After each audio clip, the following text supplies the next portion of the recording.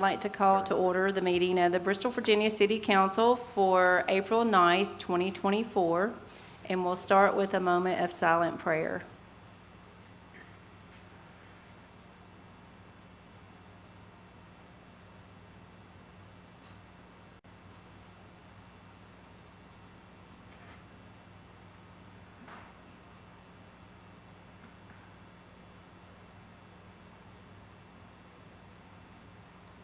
Please stand and join me for the Pledge of Allegiance. Allegiance to the flag of the United States of America and to the republic for which it stands, one nation, under God, indivisible, with liberty and justice for all. All right, thank you all for coming out tonight. I know we've got a busy agenda this evening, but it's great to see everyone that's here tonight, and thank you for coming. For the mayor's minute and council comments, I just have a few things I would like to say. First, I'd like to say congratulations to Grayson Toller. He is one of our city engineers, and he just received his public engineer license, and I know that's been a process, so we're very proud of him and want to say congratulations to him. And then also, next Monday, or actually it's 2 weeks from Monday, yesterday, Monday, April 22nd, Senator Warner will be here, and he will be at the Birthplace of Country Music to be part of the 20th anniversary celebration of the Crooked Road. So I'd like to invite you out to that. It will be from 6:15 to 7:15 if anyone would like to attend. I'll now open it up and pass it to any of the other council for comments. Thank you, Mayor Nave. I just wanted to say a little bit earlier today, and I saw a little bit of it on the news. There was a fire, I believe, at a house, and maybe Mr. Eads, you might be touching base on this later too, but it was in one direction, and I was actually downtown, and I could see the smoke from a distance. So whenever something like that happens in the city, and I saw the sirens and trucks, I like to think about our first responders, because they're literally working 24/7, 365. They are always on call. It's one of those professions that I think most citizens, most people don't really realize, don't even think about it until you actually need them and they're there. So just a big thanks to our first responders, everyone, fire, EMS, police, everyone who's involved, who's out working in the city every day to help us out. Thank you. I've got two quick things real quick.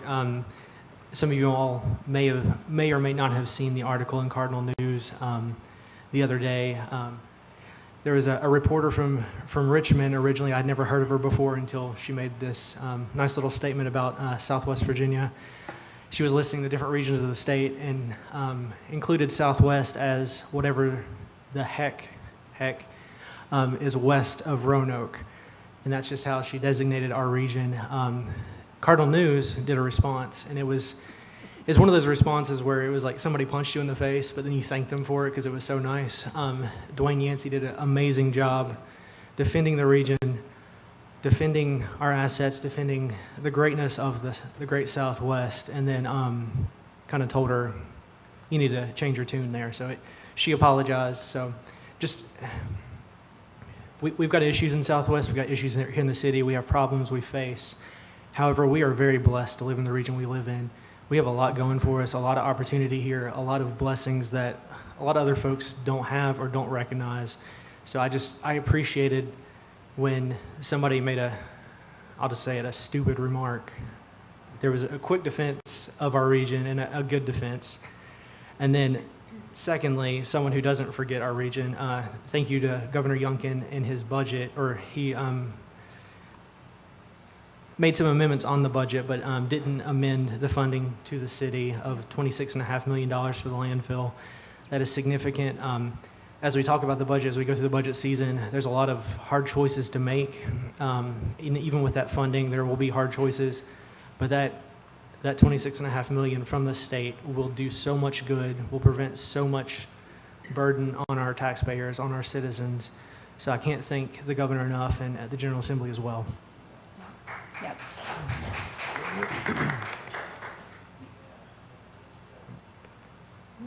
All right, yeah, and thank you for that, Jake, and you're exactly right. We are so blessed to live where we live, and then also we're very thankful that the governor did put that money in the budget. I know for all of us, we were watching for that budget to come out and watching to look for that line item to make sure we were still in there, because it's so important, especially going into this budget season for us. So thank you for that. All right, we are looking for, we're going to go next into the city manager comments. Yeah, just a couple of quick comments, Mayor and Council.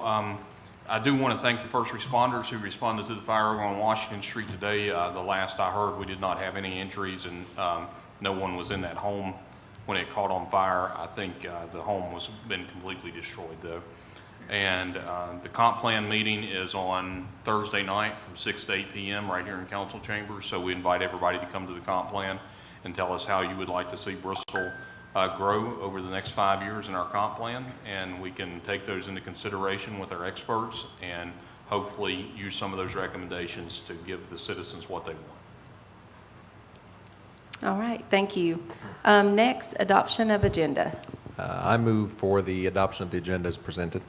Second. All right, we have a motion by Councilman Osborne and a second by the Vice Mayor. Clerk, please call the roll. Farnum. Yes. Holmes. Yes. Osborne. Yes. Pollard. Yes. Nave. Yes. All right, moving into the regular agenda. First, public hearing for program year 2024 HUD Community Development Block Grant, the CDBG Annual Action Plan. Open the public hearing. So, need to, is there someone here to open the public hearing? Okay. Will you open it and then I'll do some Okay, comments. all right. So at this point, we will open the public hearing, and there is several signed up for public comment, so just 1 second.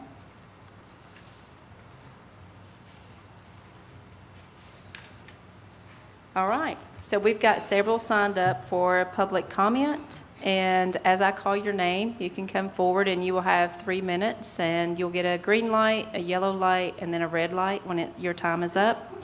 So we will start with TJ DeWitt, and I'm sorry if I mispronounced that.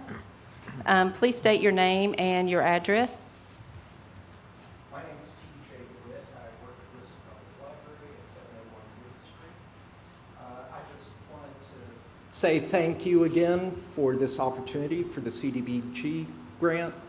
I work at the Homer and Ida Jones Creative Arts, Technology, and Workforce Development Center, and we help people be more employable, get computer skills, and hopefully find them jobs.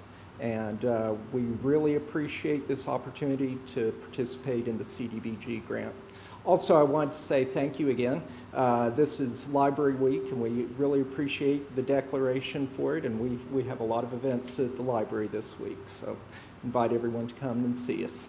Thank you. Great, thank you. Next, Lisa Kofer. Good evening. Thank you so much for giving me just a few minutes to come and talk. And Ellen, thank you for all of your help and support in us applying for some CDBG funding. My name is Lisa Kofer. Do you want my work address or is my home address? Either one's fine. Okay. Yeah. 341 Winding Way Road in Bristol, Virginia. And I am the president and CEO of the United Way of Bristol, Tennessee, Virginia.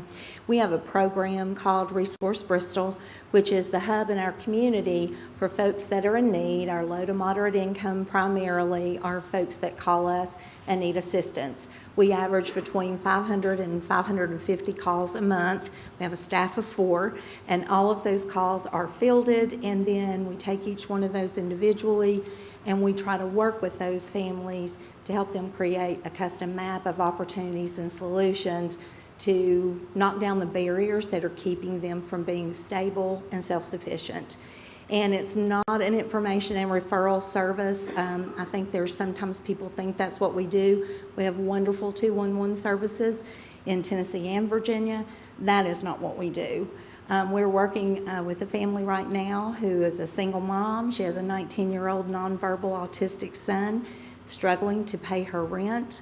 And so we're helping piece some things together. In fact, I called Steve today. Didn't realize I was going to see him tonight and said, hey, Steve, we also need some things for this young man to do. He's aged out of the school system where he came from. And so we're just always trying to find those pieces of the puzzle to help our families in need so that when we finish working with them, when we call back in a week or 2 weeks to check on them, they're much better than they were. And those barriers have been broken down, and we've helped them with their rent. We've helped them with their utilities or to find permanent housing. The wonderful thing about our organization, you don't have to just be unsheltered. You don't just have to be, unemployed or looking for a job. We help everyone that's in that low to moderate income arena find the resources that they need and help support them until they become stable and self-sufficient. So thank you all for your support. We appreciate you. Thank you, Lisa. All right, next we have Cindy Rocket.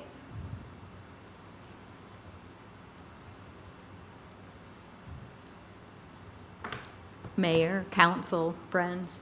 Cindy Rocket, Crossroads Medical Mission, and Crossroads for 20 years was just a mobile medical clinic providing free primary and urgent care to folks who are low income and uninsured. Year and a half ago, we opened right across the street a bricks and mortar clinic, and since we did that, the number of patients that we're seeing in Bristol has more than doubled. Now, you all helped us to acquire the parsonage that's next door, and we have a nurse practitioner who's going to get her behavioral health certification. We're going to make that our mental health and our behavioral health and wellness center, and so much of this growth is because the City of Bristol and the Community Development Block Grant Funds are helping us to provide more and more services to people in need as we go along, and we so appreciate what you do for Crossroads Medical Mission. So thank you. We ask your continued support. All right, Look, thank I'm you. still on green. That never happened. Thank you. All right, next we have Elaine Rock.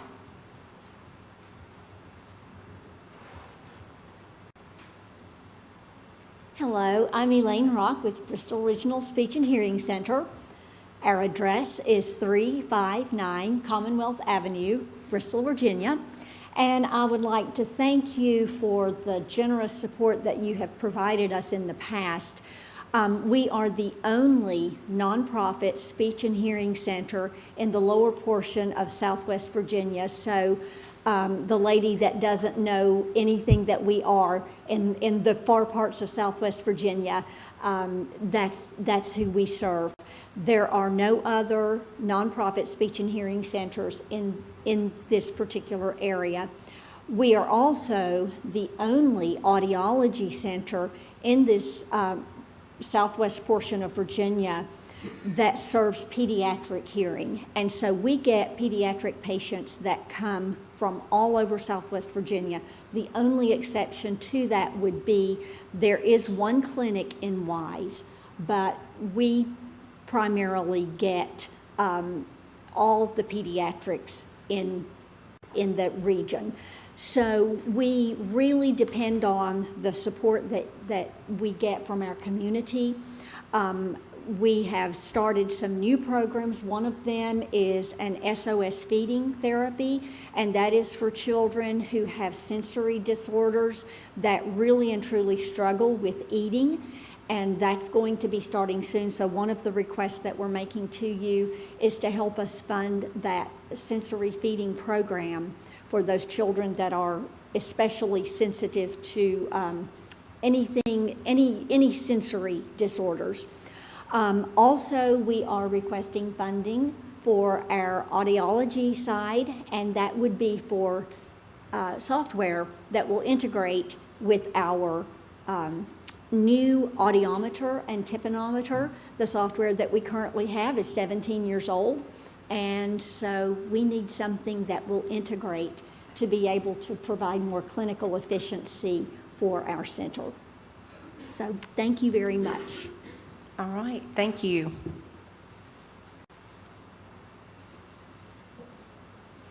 Next, we have Steve Haley. Haley?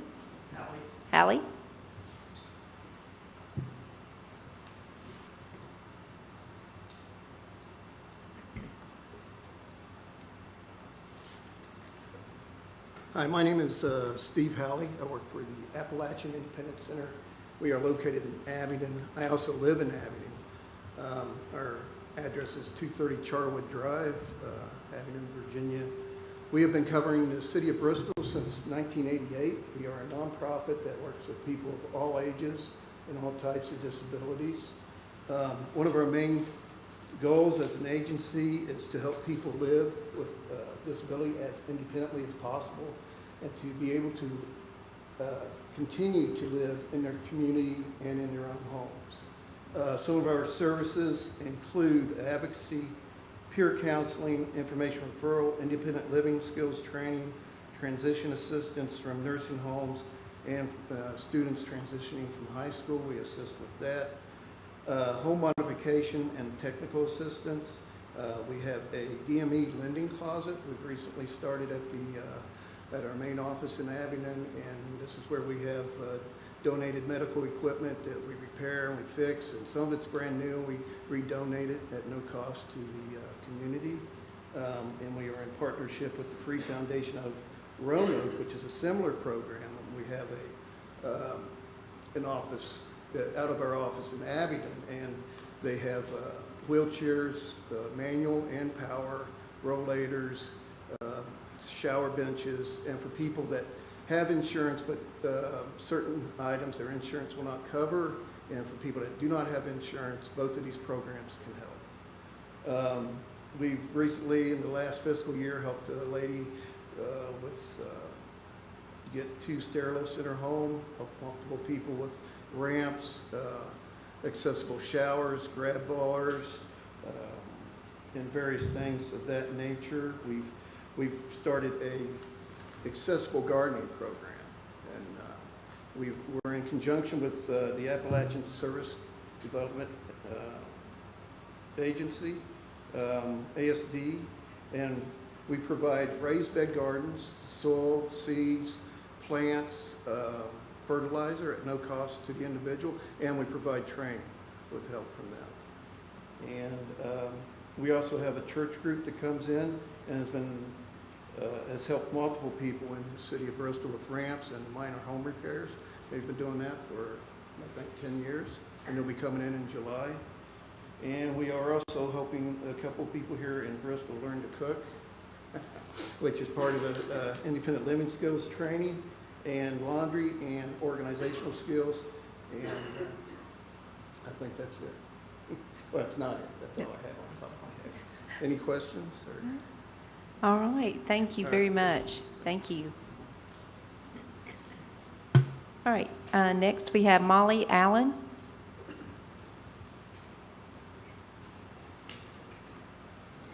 Hi everyone, my name is Molly Allen. I'm here on behalf of Girls Inc. of Bristol. Our address is 885 Clinton Avenue, Bristol, Virginia.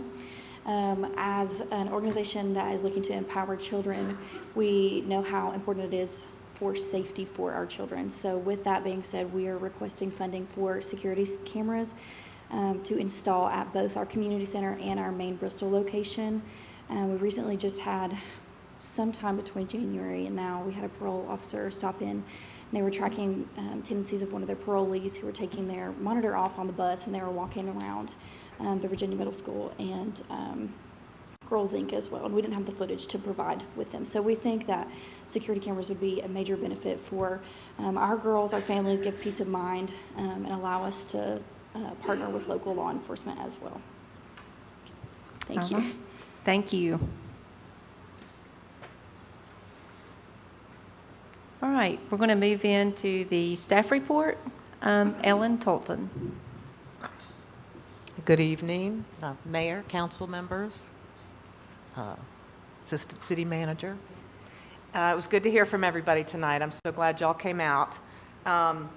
So the City of Bristol, Virginia is an annual recipient of federal funding through the U.S. Department of Housing and Urban Development, which is better known as HUD.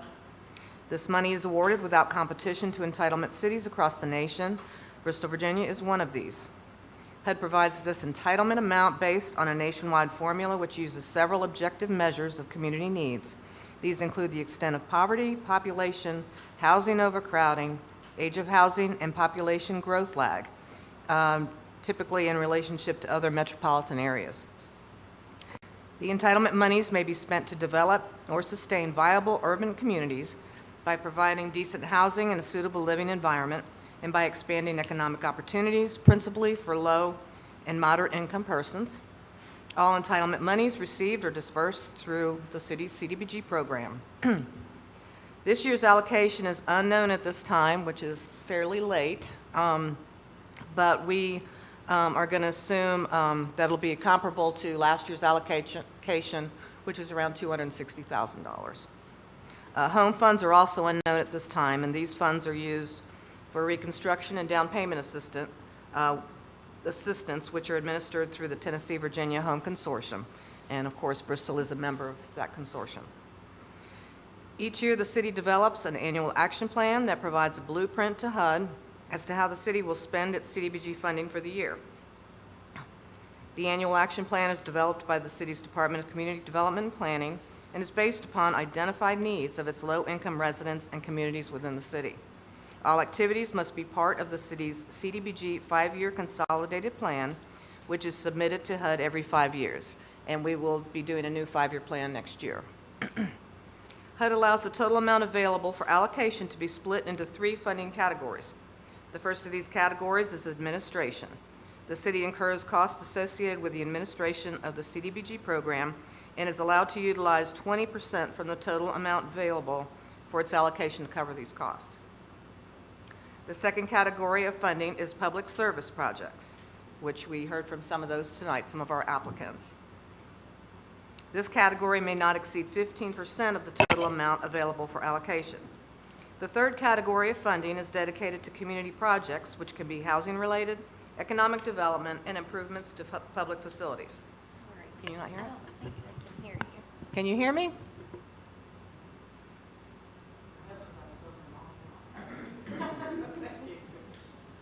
These projects include housing rehab and sidewalks, demolition and code enforcement, accessibility and safety.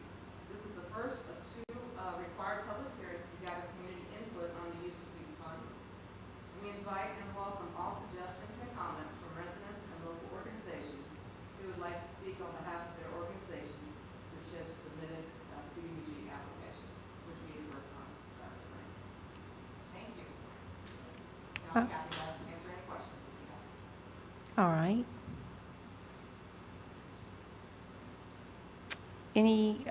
When we get into the next section, we'll have a council discussion, so we can, any questions so far from anybody?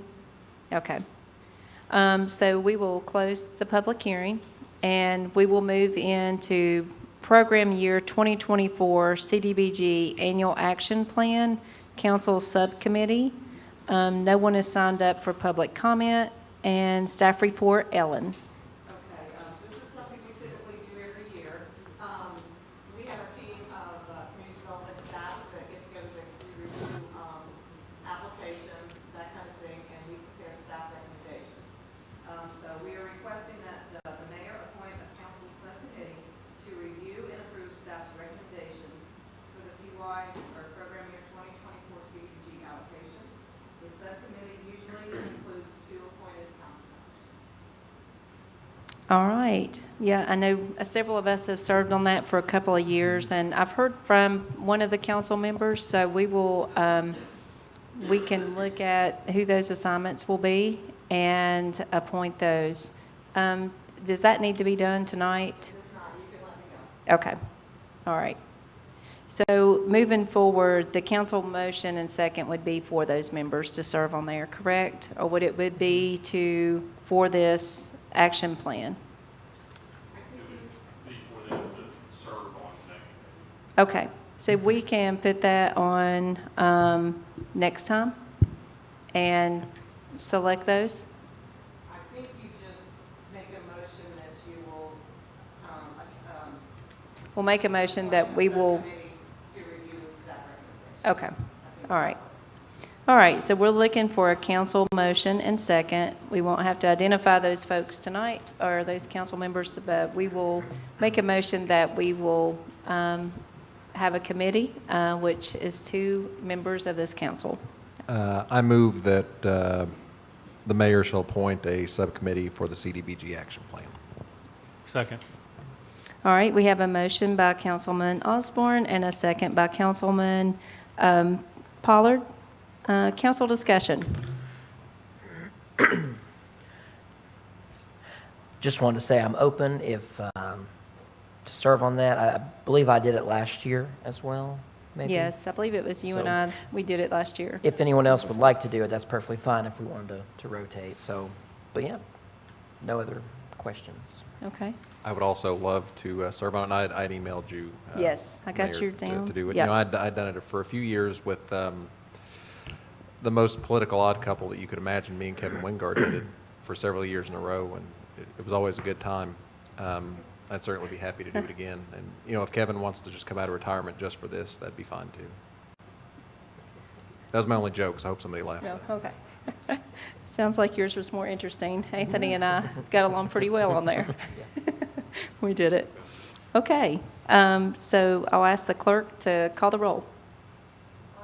Yes. Yes. Hold on, my mic's not on now.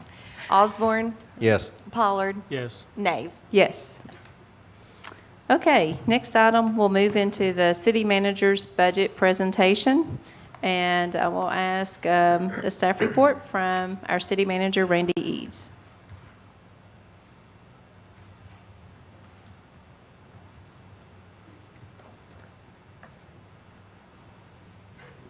Good evening, Mayor, members of council. Tonight's the night we've all waited for to see how broke we are as a city. I say this every year. You have heard me say it. It's probably fallen on deaf ears sometimes, but at this point, the city is in some dire financial straits. I think this budget will show you some of those things, and as we continue to go through this budget season, you will see some of the problems that we're facing, not only as a staff when we're trying to balance the budget, but also what the citizens will expect from us going forward in order to keep taxes low and provide the services that we need to provide them with. So without any further ado, we'll talk about some of my objectives. Wait, I don't have my...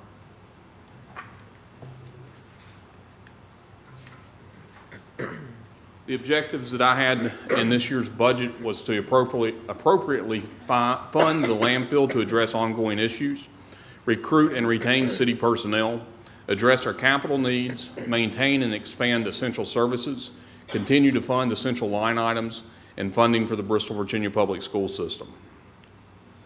The challenges we face this year are landfill.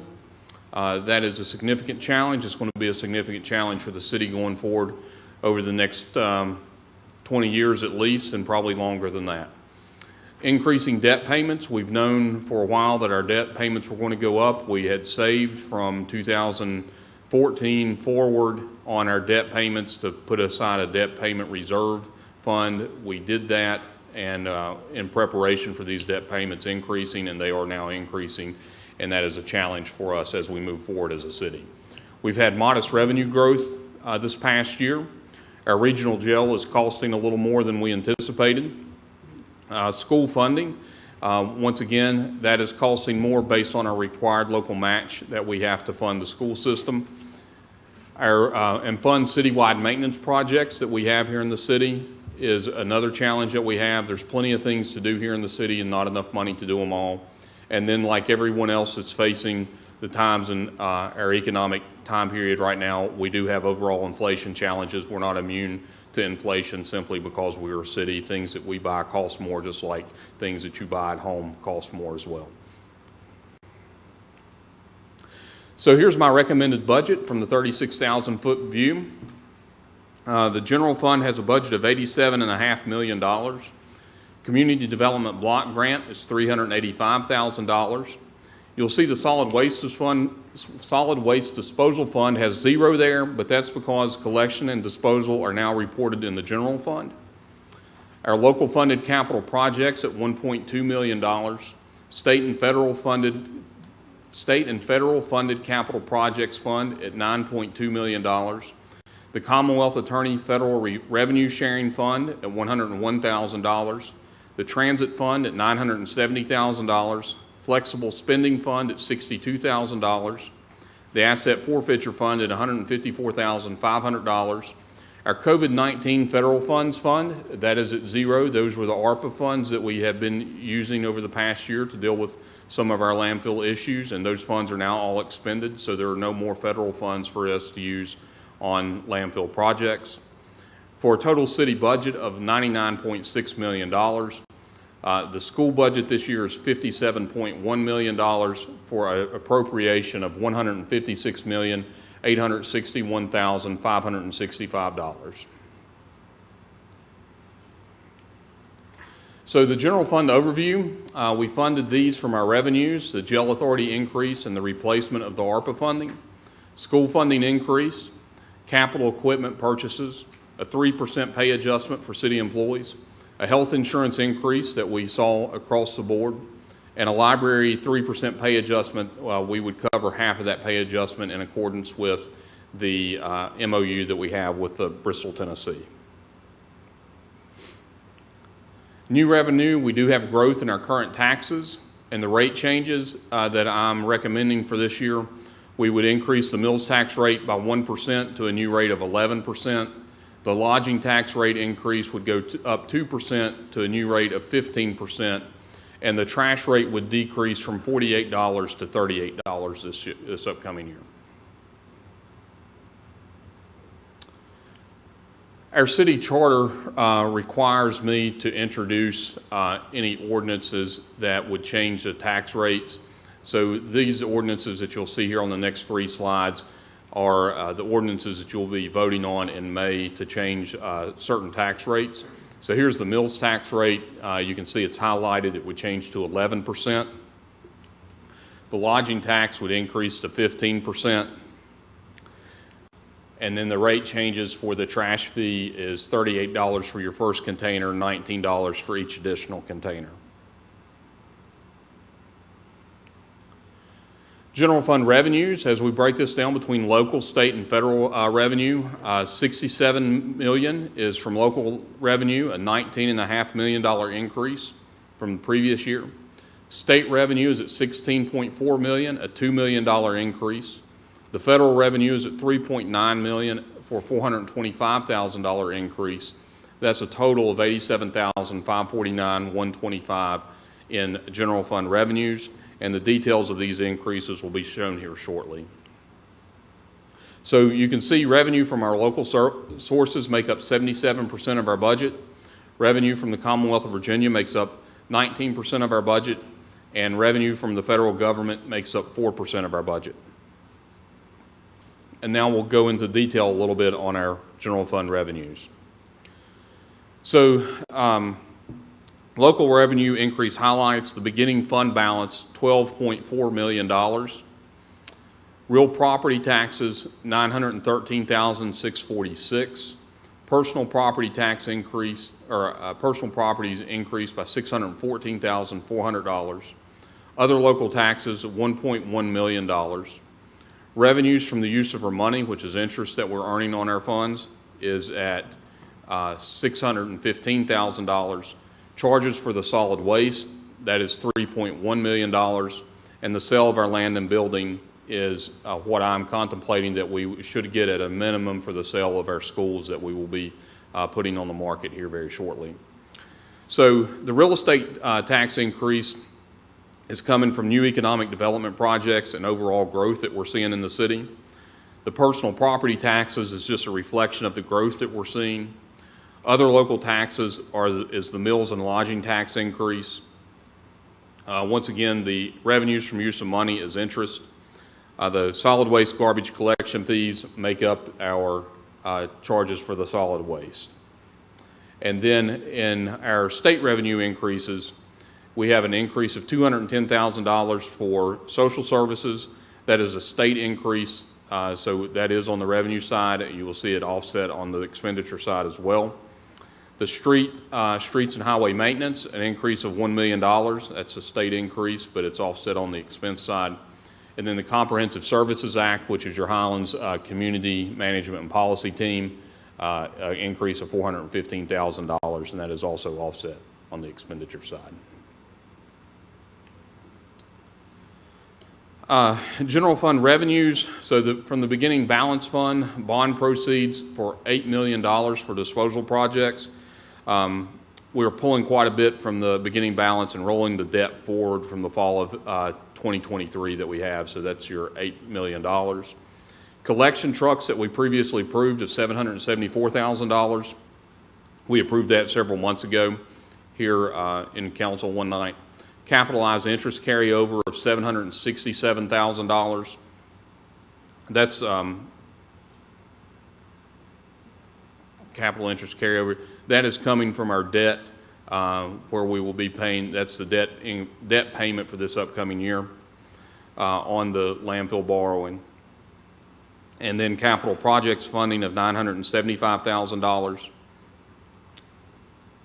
And the additional carryover fund, I'm sorry, I was off there. Capital projects of $1.2 million, and that's all from beginning balance. And then the additional carryover of $975,000, that's all coming from beginning balance as well, for a total of $11.7 million. And then the beginning balance on the debt service, they have $685,000 on the original debt service plan.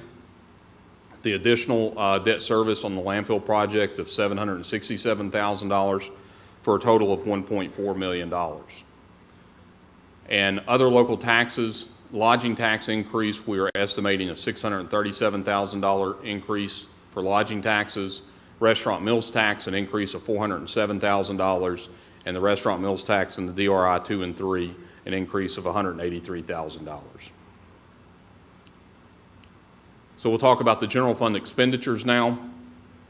The government administration, and the actual amount in fiscal year 2023 was $5.5 million. The original budget amount last year, or in this current fiscal year, is $5.3 million. And for fiscal year 25, we are budgeting $4.8 million. That's a decrease of a little over $500,000. And that is simply because we are anticipating legal fees to decrease over the next year. Judicial administration, in fiscal year 23, the actual amount was a little over $2 million. In fiscal year 24, $2.2 million. And then in fiscal year 25, $2.3 million. That's an increase of $157,000, and that's just based on the raises for employees throughout that department. Public safety, $14.9 million in fiscal year 2023. The original budget amount in fiscal year 24 was $17.8 million.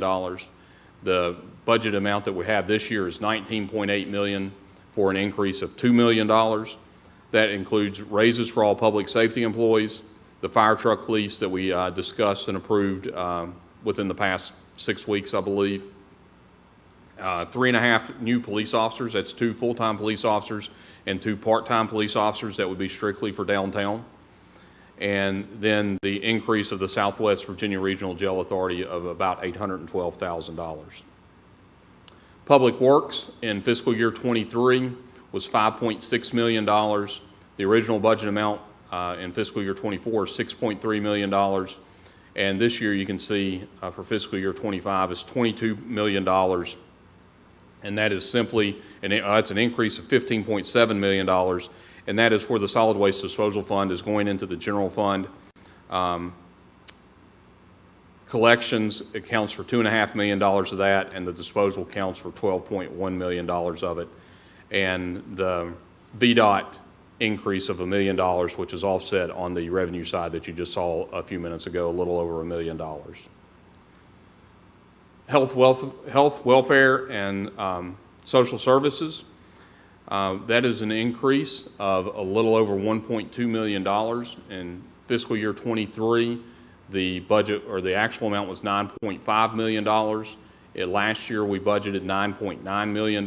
This year we are budgeting a little over $11 million. And part of that is coming from a $78,000 increase for Highlands Community Services. That's the local match that they will provide from state funding, and it's based on a formula. Social services is an increase, and so is the CPMT for Highlands Community Services. Education, there's an increase of $261,000. The actual amount in 2023 was $7.6 million. The budgeted amount in this year's budget is $8.1 million, and then in fiscal year 25, we are budgeting $8.364 million, and that is based on the required local match based on the governor's budget. And we may need to change that as we continue through this budget process to see how the budget breaks out. Parks and Rec and Culture, that was $2.9 million in fiscal year 23.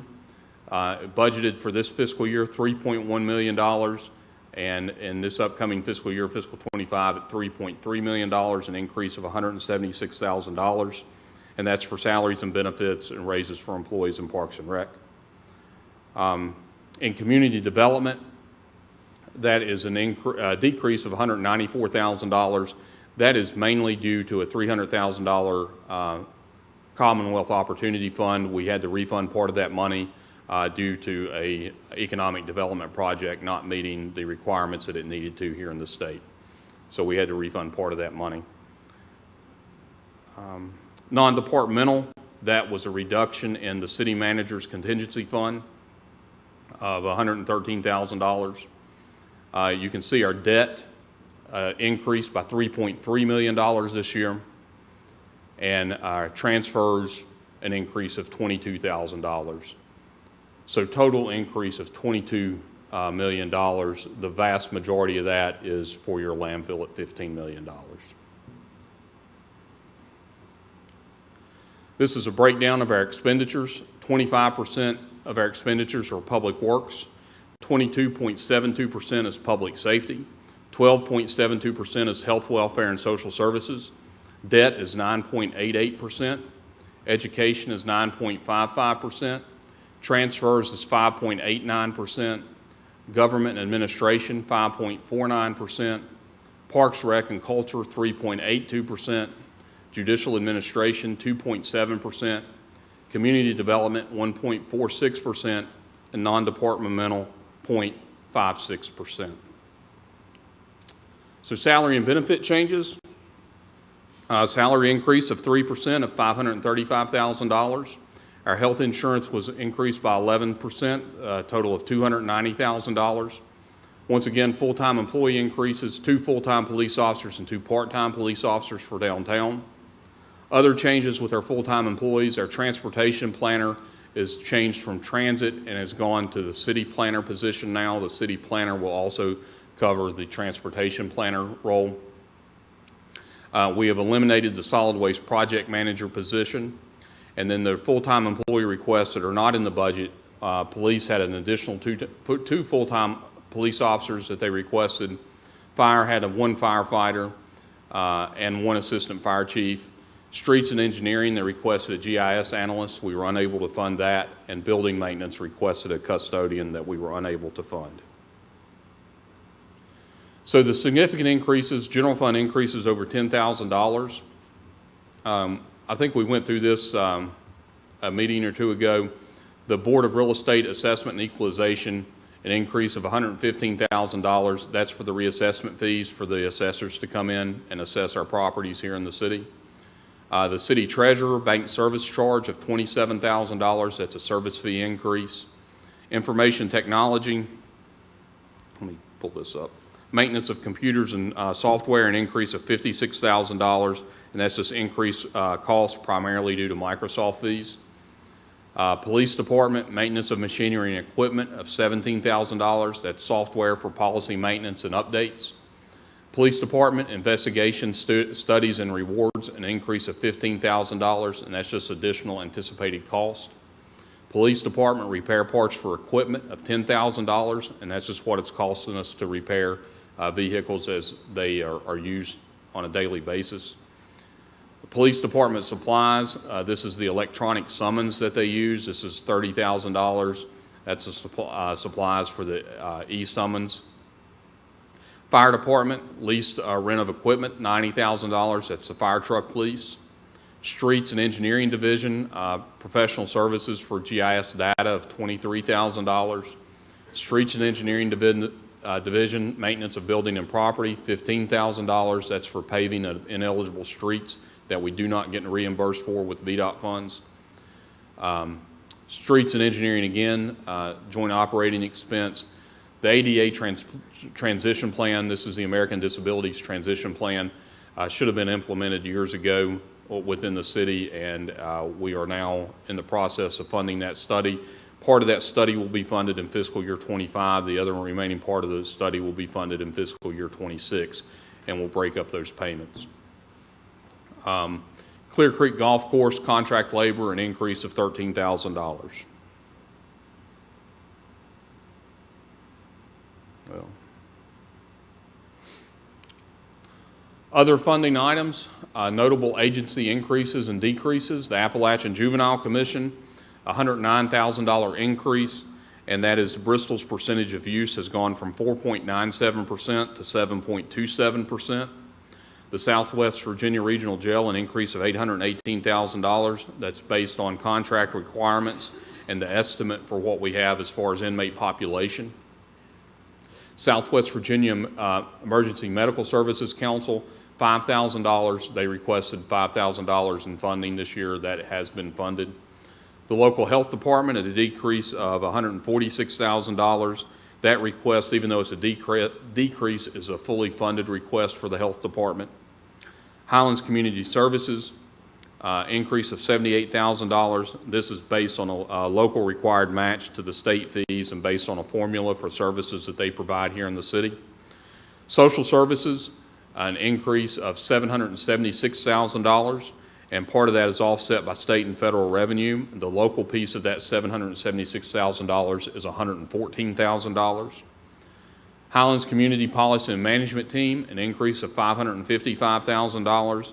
This is based on a formula and use, and the local increase is $140,000. The state makes up the other difference. Bristol, Virginia Public Schools, this is to fully fund them of an additional $261,000. That's based on required local match. Bristol, Virginia Public Library increased their budget by $42,778. That's the city's share of salary and benefits plus half of a 5% increase for operating expenses per the MOU. Believe in Bristol, an increase of $19,000. You can see the Tri-Cities Airport, we deducted $20,000 from that. If you remember, at some point in the past year, I'd mentioned to council that we may need to fund part of a grant for the Tri-Cities Airport. This is that $20,000. We're pulling it out of the budget now. We don't know when we'll need to fund that. If we do have to fund it this year, we'll fund it, but if it's not, we'll put it in next year's budget. But we won't know that until Tri-Cities, if they can, attract additional airline service to the airport. And then the Keep Bristol Beautiful Committee, that was taken out of the budget this year, $11,000. So Falls funding here, I'll just point out that it shows a deficit of $983,000. Typically, you see a deficit of $2.5 to $3 million. The Falls is not any more successful today than it was yesterday, so it's not all of a sudden we have additional revenue there. This is based on the debt. The debt at this year in the Falls is due to the amortization schedule. We are not paying principal on that debt this year. So the debt is a little bit less, and that's why you're seeing such a difference there. But the real property taxes in phase 2 and 3, we budgeted $335,000, personal property tax of $38,000, local sales and use tax of $232,000, restaurant meals tax of $356,000, business license tax of $52,000, state sales tax of $168,000 for a total of $1.8 million. And then the debt allocated to the Falls is $2.1 million this year, which leaves us at a deficit of $983,000. So let's look at our financial policy ratios and what we have set as policy goals for each one of these. Our general obligation debt is a percentage of the assessed value. Our policy goal is 5%, And you can see in fiscal year 22, the actual was 7.91%. Fiscal year 23, it's 7.6%. Fiscal year 24, we are projecting 8.73%.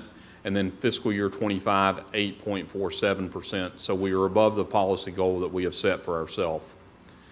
Then debt as a percentage of operating expenditures per fund. In the general fund, we have a policy goal of 8%. In fiscal year 22, it's 9.35%. Fiscal year 23, 8.31%.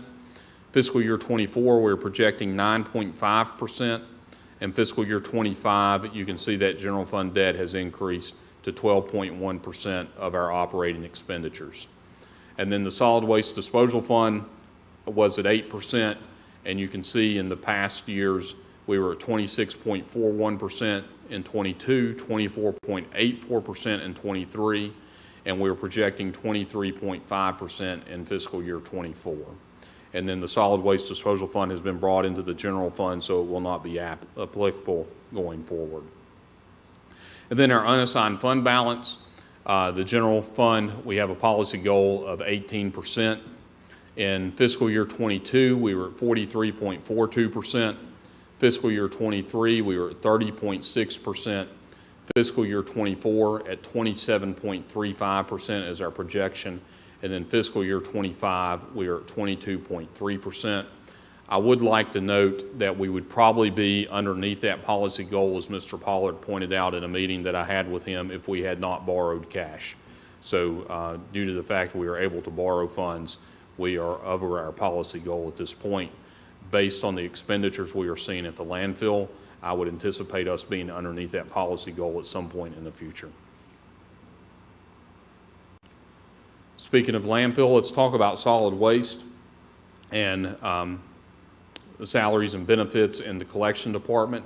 We budgeted $408,000 in salaries and wages, benefits $212,000, contractual services of $131,000, other charges of $714,000, materials and supplies of $282,000, and capital outlay of $774,000. Those are the trash trucks that have been previously approved, for a total budget of $2.5 million for the collection department. Now, on the disposal side of things, salaries and wages of $662,000, benefits of $328,000, contractual services of $1.1 million, other charges of $1.4 million, materials and supplies of $296,000, joint operations of $46,500, capital outlay of $8.2 million for a total budget of $12.1 million. Locally funded capital projects. These are projects that we are locally funding. Police vehicle rotation of $600,000. The police department also is ordering ballistic helmets for $18,000. The fire department personal protective equipment of $42,000. The fire station alerting system of $220,000. And then for the courthouse entry doors to make those ADA accessible, $11,000. And body armor replacement of $18,000 for the sheriff's department. Fleet maintenance, vehicle rotation of $115,000. Maintenance of municipal buildings, those are facilities improvements of $100,000. Parks and Rec operating, 2 Kubota tractors of $47,000. And Parks and Rec programming, vehicle rotation of $38,000 for a total of $1.2 million for locally funded capital projects here in the city. State and federal funded capital projects here in the city, Lee Highway Exit 5, Phase 1B, locally funded is $40,000, state funded $6.5 million, no federal funds for a total project cost of $6.6 million. A shared use path from Overhill to Clover, state funding of $289,000. The Goodson Street Bridge replacement, $569,000, all state funded. Street and drainage improvements, $5,000 from state funding, total funding of $75,000. Piedmont Avenue and State Street pedestrian signal, that's federally funded of $406,000. Paulina Drive and Bonham Road sidewalk of $283,000, federally funded. Martin Luther King Bridge rehabilitation, state funded of $163,000. The Oak Street Bridge rehabilitation of $604,000 is all state funded. And the Lee Highway Shared Use Path Overhill to Shipley, $50,000 is locally funded, $202,000 is state funded, and there's no federal funds on that for a total of $253,000. So our total for state and federal funded capital projects this year is $9.2 million. So what's next? Here in a few moments, Council will have an opportunity to vote on the tax rate resolution. As I've previously mentioned, I do not anticipate raising taxes on real estate this year. That would stay the same at $1.17, and you'll have an opportunity to vote on that here momentarily. On April 13th, we will advertise the public hearing pursuant to Virginia Code 58.1-3007, where we are increasing the mills tax and the lodging tax and the fiscal year 24 budget. On April 23rd, there will be a public hearing on the increase of the mills and lodging tax and a public hearing on the appropriation ordinance. After April 23rd is when council can begin making changes to the budget if you so choose. May 14th will be the first reading of the budget ordinance, and May 28th would be the second reading of the budget ordinance and the adoption of the budget as we have planned right now. This concludes the presentation. I'll be more than happy to answer any questions that council may have. All right, wow. Thank you, Randy, for that, and I'll also say to all the staff who I know have put in dedicated efforts in developing this budget proposal, and really, we know we have a lot of challenges, and I feel like you've been very conservative in this budget as we're looking forward on how to allocate these resources effectively. So, and also I'll just say, I know that in looking at the tax rate resolution, and we'll look at that in a minute, I'm happy to hear that we can keep what our property taxes, which we raised last year, at the same rate possibly.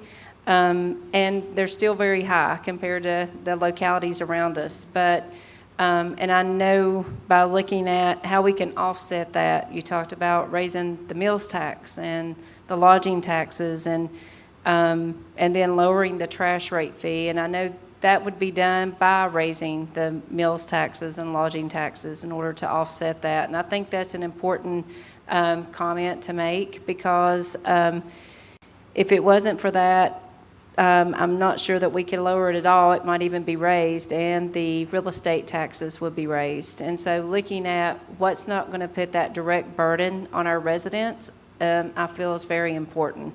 And while it will make our meals and lodging also some of the highest in the state, it still takes the direct impact off some of our residents who are facing challenging times and trying to afford the monthly trash rate and their real estate taxes. So I think you have worked hard on this, and I know we have got upcoming meetings with the council and with you all where we're going to go through this budget line by line. But I will open it up. I know I've got questions that we'll go over in our meeting, but I'll open it up to the council for any comments or questions they may have. I think I'll go next. I'd just like to reiterate some of the things the mayor said. Thank you all for your work on this, and the two of you and all the city staff that have done a lot of time digging into this. We appreciate that. We know it's not been easy. You've been asked to make lemonade out of an old rotten banana peel. We appreciate the work you've done. I also want to reiterate, I do appreciate you all lowering the trash rate, even if it means raising the mills taxes, the lodging taxes. There are so many in our community that are struggling right now, so many that are hurting financially, and everybody has to pay that trash fee. Not everybody has to go out to eat. Not everybody has to stay in a hotel. Hopefully, it's only outsiders staying in hotels, but whatever. So I do appreciate the kind of flip of that burden on folks.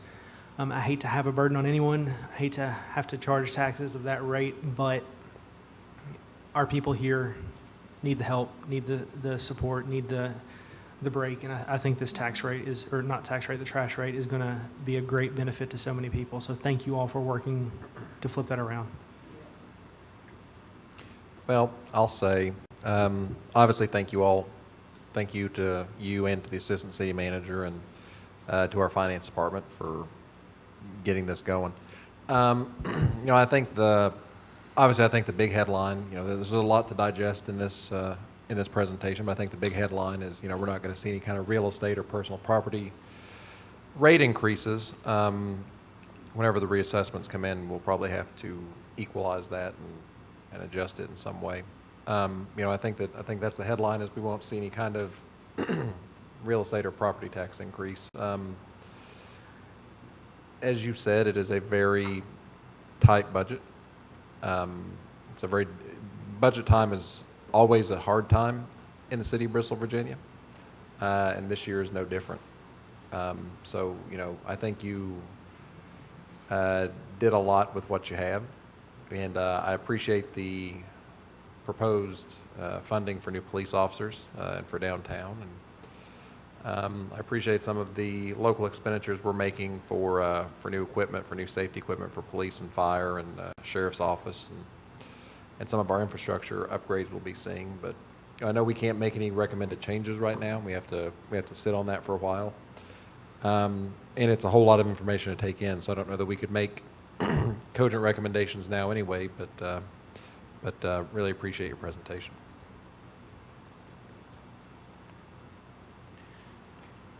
On social media today, we had a discussion concerning potential real estate taxes, and I mentioned to them then that we weren't proposing increasing that rate.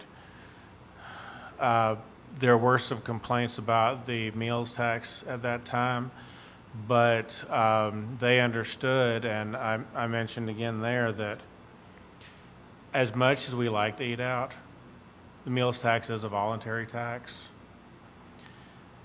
The trash fee, the real estate tax, personal property tax aren't voluntary for somebody that's going to have a place to stay and a car to drive. So if there are no good compromises, but at least this is transferring something that hits the lower income people harder, and it transfers it to something that at least is voluntary.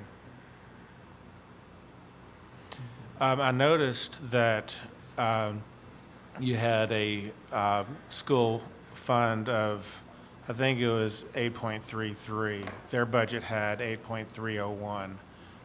Was that because of changes in the state budget, or? I know it's a relatively small amount. If you were talking about the summary of education, that is, in Mr. Eads' slide, that includes also our payment to Virginia Highlands. That is in education as well. So Okay. if you're talking about that summary, that's not just Bristol, Virginia Public Schools. That is our funding to Virginia Highlands as well. Okay. We're funding exactly what they requested. Okay.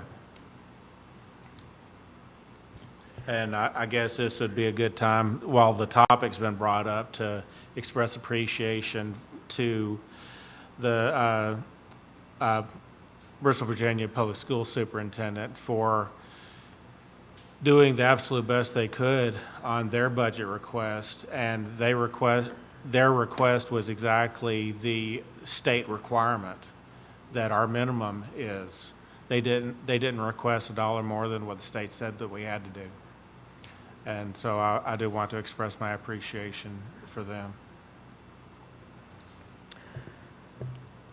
Well, I just wanted to say real quick, I think when this process happens, every year when we do this, we talk about, things are tight, we want to do this, what can we do? We maybe can't do everything. And I'm kind of speaking to you all up here. We know we have a lot of landfill projects. We know we already had a lot of debt from before with the falls and the landfill the first time. So while we can't do everything, and I know we have to go through the process, we need to digest this, we need to have the public hearings. I don't want to sit up here and just think that it's all gloom and doom. I mean, I feel like I heard some things that actually encouraged me tonight. I heard about the 3% pay raise for city employees, which it's very important for us to recruit and retain our city employees. And I heard about additional police officers. I hear that from citizens throughout the year. And then I also heard about the decrease in the trash rate, and you all touched on it some already. That's something that everyone pays, and I've heard a lot from citizens about that over the past year. So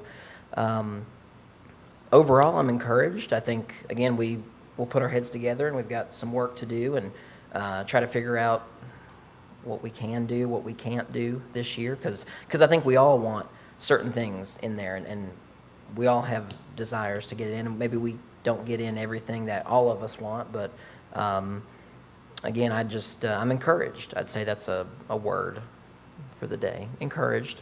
I don't think it's all gloom and doom. I know we've been saying for a few years we will have a few tough years of a few tough budgets, and we're getting through that. And I'm really encouraged to see what the budget will look like over the next 3, 5, 10 years. We'll be okay. I'm glad to see that we are able to reduce the trash rate now. We only had it higher for 1 year, and now we're bringing it back down, as we promised people that we would try to do as quick as we could. So we are making that happen. At a cost, yes, but everything has pros and cons. We are able to bring the trash rate back down in this budget. And, well, the public is expressing confidence in the local economy, because we're seeing, well, some things that a lot of people are seeing out and about right now. The KFC is being remodeled. That's an expensive process. They're losing business in the process while it's being remodeled, but they know that they are going to get increased traffic when they're done. And if they didn't have confidence in the local economy, they wouldn't do that. Taco Bell is being completely demolished and rebuilt. That means they have a lot of confidence in our local economy and coming back. The local Shoney's has been demolished, and it's about to be rebuilt as a Fiddler's. That means they have confidence in the local economy, and they are not concerned that the higher meals tax are going to impact them significantly. So we do have some positive things that are going on. We'll have a new hotel or pair of hotels shortly that will help go towards the increased lodging tax. And some people could reasonably say that, well, they didn't know that the rate was going up again. Well, most of it went up last year, and they did know about that. So we do have a lot of positive things, a lot of things that can be encouraging. Yeah, I think that's a good point, what you just made, not to hit on it too much, but there was COVID, and then there were interest rates went up, construction costs went up, and some things slowed down. But all the commercial projects you mentioned, it's like we're starting to see some thawing, some cracks there where stuff's starting to happen again. Like you mentioned, the hotels, obviously Hard Rock on the western end of the city is looking really good. And again, I'd say I'm encouraged for projects like that, for economic development projects. You mentioned Kevin Wingard earlier, and he would always say we need to grow the city. So we need to go vertical, and that's happening. I think that'll happen more over the next few years too. Yeah, if you take the landfill out of this equation, even leaving the falls, but just take the landfill out of it, it would be a whole different outlook. We would be here probably adding all kinds of things to every department. But I really, again, I want to say thank you to our staff, to you, our city manager and our assistant city manager, as well as the staff here. You all have worked very hard on really trying to make this budget the best you could without cutting a lot of our services that we truly need, and also looking out for our employees. It's important that we continue to retain them. And so thank you again. So without any further comments on the budget, we will move into the next thing, which is the resolution establishing the real property tax rates for the calendar year 2024. And no one is signed up for public comment, and so we will look into a staff report by Randy.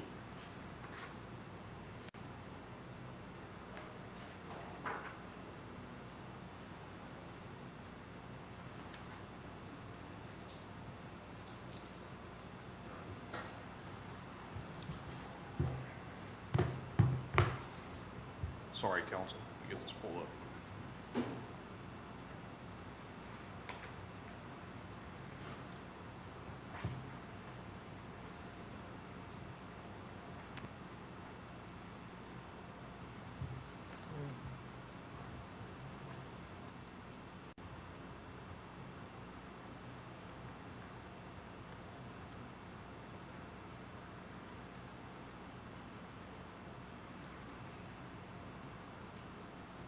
For some reason, I can't get my agenda to pull up.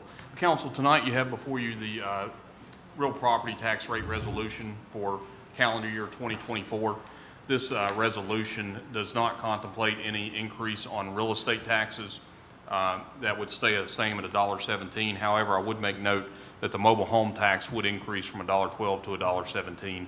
That is something that should have happened last year, and it did not, so we are correcting that this year, but the mobile home tax would increase 5 cents on the dollar.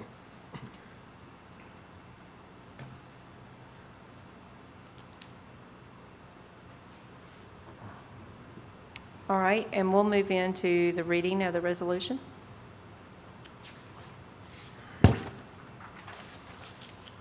Resolution, establishment of real property tax rates for calendar year 2024, whereas Section 15.2, 2503 of the Code of Virginia requires the governing bodies of every locality in the Commonwealth to prepare and approve a budget for the ensuing fiscal year and to fix a tax rate for the calendar year no later than the first day of the fiscal year. And whereas the City of Bristol, Virginia collects real property taxes on a semi-annual basis, which requires that the tax rate be fixed by the governing body early enough to allow preparation of invoices for the first installment payment, which is due annually no later than June 5th. However, the tax rate for personal property, machinery, and tools, and other such taxes the City Council may impose shall be collected with the second installment of the real property taxes, which are billed at a later date and due and paid annually no later than December 5th. And whereas the City Council of Bristol, Virginia has received funding requests from the city's officers and heads of departments and agencies for inclusion in the budget for fiscal year 24 and 25. And whereas the City Council has reviewed during work session meetings prior to the date of this resolution such requests and estimates of anticipated city revenues from local and intergovernmental sources for fiscal year 24 and 25. And whereas based on these actions, the City Council is prepared to fix the real estate property tax rates for calendar year 2024, but will delay action to set the rates for personal property, machinery and tools, and other such taxes as the City Council may impose to a later date, but to no later than the first day of the upcoming fiscal year. Now therefore be it resolved by the City Council of the City of Bristol, Virginia, that the unit tax levies on real property in calendar year 2024 are hereby set as follows. A citywide unit levy for general city purposes and school purposes of $1.17 per $100 of assessed valuation of all taxable real estate at 100% of fair market value, and $1.17 per $100 of assessed valuation of all taxable mobile homes and public utilities at 100% of fair market value. Be it further resolved that the unit tax levies on taxable tangible personal property, taxable machinery and tools, and other such levies as the City Council shall impose for fiscal year 24-25 shall be set at the time of adoption of the city budget not later than June 30th, 2024. Approved at the regular meeting of the City Council for the City of Bristol, April 9th, 2024. All right, we are looking for a council motion and second. I move for approval of the resolution establishing the real property tax rates. Second. All right, we got a motion by Councilman Osborne and a second by the Vice Mayor. Council discussion. The only question I have, because it has to do with the real estate tax rate, is the reassessment. The reassessment has been happening recently. When is that finished, and is that, do they come back to us and they say, this is what the assessed value is? That's right. It'll be finished later this year, and those new assessment values go into effect January 1 of 2025. Okay. And I would just like to add to that too, that the assessment is required by Virginia State Code. It's not us just trying to do something in a financial situation. The commissioner is in charge of that. She is working hard to get that accomplished through her staff and her contract employees. So and it's also important to note that Virginia Code requires those assessments to be completed at fair market value as well. So when assessors are looking at property, they are looking at how property has been selling over the past 4 years and how that specific piece of property that they're looking at that time could potentially be sold based on fair market value. Is that every 3 years or 4 years? 4 years. Okay. That's by state code.